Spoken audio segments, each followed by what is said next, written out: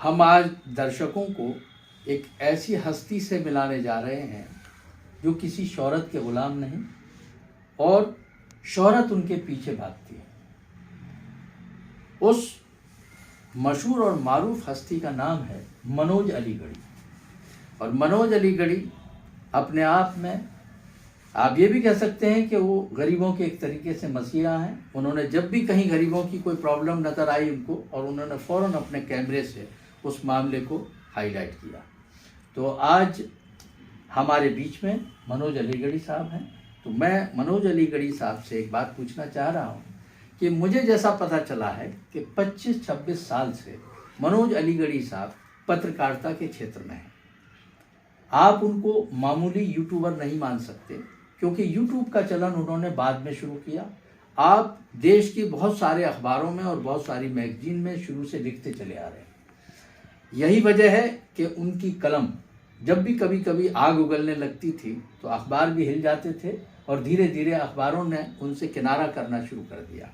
यही वजह है कि आज मनोज अलीगढ़ी ने अपना रास्ता खुद चुना और एक तरीके से ऐसे लोगों के वो मसीहा बन गए जिनके बारे में कोई नहीं जानता था, जिनकी बातों को लोग छिपाए रखते थे। इसी श्रृंखला में हमको पता चला बिहार में एक बहुत बड़ा बाढ़ आई थी। उस बाढ़ में मनोज अलीगढ़ी साहब ने अपनी जान पर खेलकर वहाँ के ऐसे दुर्लभ फोटो और ऐसे काम किए और तमाम मैगजीन्स अखबारों में छपवाया।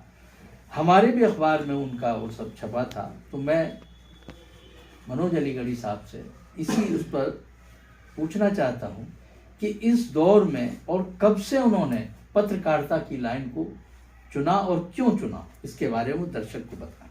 अरे भाई, आपका पुरखुलूस शुक्रिया जो आपने मुझे समय दिया, और आपकी टीम को भी बहुत बहुत धन्यवाद करता हूँ कि आपने मुझे इस लायक समझा। मेरी पत्रकारिता की शुरुआत 28 अक्टूबर 1999 से शुरू हुई। मेरे पिता और बड़े भाई का विशेष सहयोग रहा, आशीर्वाद रहा, जिनके आशीर्वाद से मैं लगातार 24 वर्षों तक इस लाइन में रहा। मैं बकौल आपके देश के नामचीन प्रतिष्ठित समाचार पत्रों में अपनी तस्वीरों के माध्यम से आप लोगों से जुड़ा रहा, और शाना बशाना अलीगढ़ शहर ही नहीं, अलीगढ़ मुस्लिम विश्वविद्यालय ही नहीं, प्रदेश ही नहीं, बल्कि अन्य देशों ने भी मेरी तस्वीरों को शाया किया। हिंदी, इंग्लिश, उर्दू, तमिल और विभिन्न भाषाओं के समाचार पत्रों ने मेरी तस्वीरों को पब्लिश किया। उसका परिणाम ये हुआ कि मैं एक दो नहीं बल्कि हजारों लोगों के प्रेम का पात्र बना, और लोग मुझ पर विश्वास करने लगे, मुझे आशीर्वाद देने लगे। 2008 में कोसी नदी का बहाव टूटने से वहाँ हजारों लोग बेघर हो गए थे, और अनगिनत लोग काल के गाल में समा गए थे। कोमल हृदय लगातार समाचार पत्रों को देख रहा था। मैं और एक मेरा साथी, हम लोग निकल पड़े बिहार की सैर करने। सैर क्या, लोगों के दर्द को इस कैमरे में लपेटने के लिए, समेटने के लिए हम लोग चल दिए थे। और उन तस्वीरों को मैंने देश की प्रतिष्ठित संवाद समितियों के, यानी न्यूज एजेंसीज, जो कि देश की प्रतिष्ठित है, नाम बताना अच्छा रहे या ना रहे, हिंदी, इंग्लिश, उर्दू, लोगों ने उनको पब्लिश किया। और बड़ी बात यह कि अलीगढ़ मुस्लिम विश्वविद्यालय के म्यूजियोलॉजी डिपार्टमेंट में मैंने 104 तस्वीरों की एक फोटो प्रदर्शनी लगाई थी, जो 2 दिन के लिए तो मुझे अलॉट हुई थी जगह, लेकिन अलीगढ़ मुस्लिम विश्वविद्यालय के कुलपति जी और वहाँ के सभी लोगों ने मुझे आशीर्वाद दिया। प्रदर्शनी लगातार 8 दिन जारी रही। वो मेरे जीवन का एक ऐसा टर्निंग पॉइंट था कि मुझे इतनी ऊर्जा मिली। लोग लोकल सोलो एग्जीबिशन लगाने के लिए भटकते रहते हैं, मुझे केंद्र संस्थानों ने आशीर्वाद दिया। और उसके बाद मैं नेपाल का भूकंप, उसके बाद उत्तराखंड की त्रासदी, कोरोना के दौर की तस्वीरें, और इसके अलावा बहुत सी ऐसे डिजास्टर रहे जो मैं वहाँ जाने लगा, और लगातार मेरी दिलचस्पी बढ़ने लगी। आप लोगों का आशीर्वाद जैसा कुल मिलाकर आपने बहुत सारी दुर्लभ तस्वीरों को लोगों के सामने रखा, जिससे लोगों को पता चला कि कहाँ पर क्या हो रहा है। जी। तो हम ये भी मान के चल सकते हैं कि आप बहुत पुराने टाइम से जर्नलिस्ट, फोटोग्राफर रहे, और आपने जर्नलिज्म को फोटो का रूप देकर दर्शकों के सामने पेश किया। बिल्कुल सर, यही प्रयास था, और मैं लगातार सोशल मीडिया का भी मैं आभार व्यक्त करता हूँ, क्योंकि जब भी फोटो छपती थी मैं सोशल मीडिया अच्छा, आप ये बताएं, ये जो आप प्रदर्शनी आपने कई बार लगाई और इतना बड़ा फोटोग्राफी का आपका मामला किया, आमतौर से होता यह है कि आदमी को फाइनेंशियल बहुत सारी प्रदर्शनी और इनसे आपको कुछ अर्निंग भी होती थी, या ये सारी चीज़ें भी आप खुद अपने आप इन्वेस्टमेंट करके करते थे? देखिए सर, जो तस्वीर खिंची है तो कहीं ना कहीं पब्लिश होनी चाहिए। समाचार पत्रों की एक सीमाएं रहती हैं, एक लिमिटेशन रहती है। तो चूंकि बिल्कुल चुनौती भरा काम करते थे, जान को दांव पे लगाकर तस्वीरों को कलेक्ट करके लाते थे, हम उनको फोटो खींच के लाते थे। हमने इतने पानी में, कमर से ऊपर पानी में काम किया है, डूब के पानी में, जहाँ गांव के गांव बहते हुए नजर आ रहे हैं, हम वहां पर कवरेज करके लाते थे। और अगर वो फोटो पब्लिश नहीं होता तो फिर पीड़ा होती थी। तो हमने जिलाधिकारी महोदय थे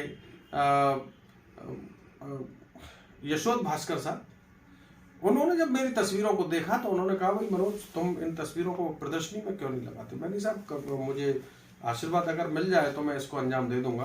तो सर उन्होंने मुझे तत्काल एडीएम सिटी साहब को बुलाकर मुझे जगह अलॉट कराई, और उसका परिणाम ये हुआ कि मैं लगातार 5 वर्षों तक एग्जीबिशन लगाता रहा। रही बात अर्निंग की, तो जिनके दिलों में और जज्बात होती है, आग होती है, तो वो मुनाफे और नुकसान की नहीं सोचते। जी जी, इसका मतलब कुल मिला के हम ये मानकर चलते हैं कि आपको उससे कोई बहुत बड़ा फाइनेंशियल मामला नहीं मिला। फाइनेंशियल नहीं मिला सर, लेकिन लाखों लोगों के दिलों तक पहुंचने का मुझे, लेकिन आपने दिलों को जीता। लेकिन आपने, मुझे पता चला कि आपने अभी प्रदर्शनी नहीं लगाई अपने आपके एग्जीबिशन में। उसका एक कारण ये भी रहा कि एक अच्छा खासा इन्वेस्टमेंट होता है जिसमें आपको सपोर्टिंग बात नहीं मिल पाई। तो आपने कहा कि अब मैं प्रैक्टिकली और चीज़ों से ही लोगों की मदद करूँगा। तो हम इसी मौजू पर एक शेर दर्शकों को सुनाना चाहते हैं कि सोने की न चांदी की चमक मांग रहा हूँ, हीरो की न मोती की दमक मांग रहा हूँ, और फाकों से बिलकती हुई औलाद की खातिर इंसान से इंसान का हक मांग रहा हूँ।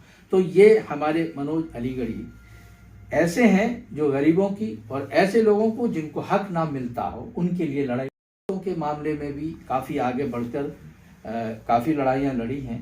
इसी श्रृंखला में अभी जब बीजेपी ने एक दलित महिला को प्रेसिडेंट ऑफ इंडिया बनाया, तो हमने कुछ फोटोज़ देखे जिसमें मनोज अलीगढ़ी साहब ने उनका इंटरव्यू भी लिया और उनके बारे में लोगों को बताया।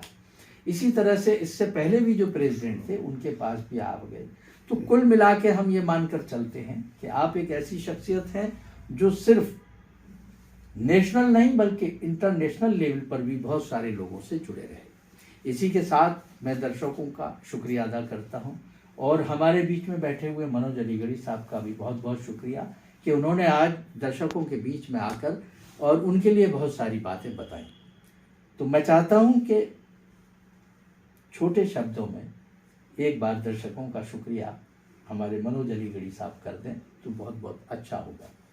अरे भाई, मैं आपके माध्यम से अपने उन श्रोताओं, दर्शकों, अपने चाहने वाले प्रेमियों का दिल से आभार व्यक्त करता हूं कि जो भी मैं तस्वीर के फॉर्मेट में आपको दिखाता हूं तब आप मेरी बातों पर विश्वास करते हैं, वीडियो फॉर्मेट में दिखाता हूं तब भी आप मेरी बातों पर विश्वास करते हैं। यही मेरी पूंजी है, आप मुझ पर विश्वास बनाए रखें, और जब तक मेरे दम में दम है मैं आपके विश्वास को यूं ही निरंतर बनाए रखूंगा, और दलित, शोषित, पीड़ित, वंचित और असहाय लोगों की अपने कैमरे, अपनी जवान और अपने कलम के माध्यम से करता रहूँगा। बस यही मेरी आप लोगों से प्रार्थना है कि आप मुझसे जुड़े रहें और ज़्यादा से ज़्यादा आशीर्वाद देते हैं। बहुत बहुत शुक्रिया आपका हम सब लोगों के साथ जुड़ने के लिए। थैंक यू, बहुत बहुत धन्यवाद।